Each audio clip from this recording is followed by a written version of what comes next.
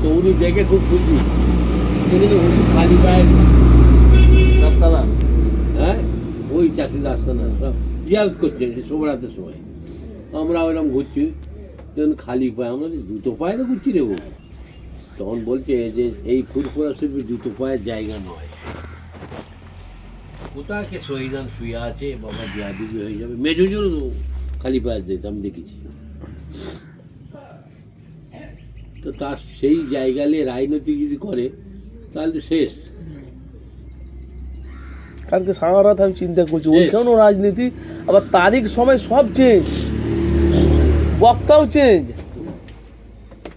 আমি ওই চিন্তা করছি রাতে রাতে ভাত ফাত খেয়ে দিয়ে, আমি বলছি হাই রে দুনিয়ার মানুষ। আমরা যাই জিয়ারত করি, চলে আসি।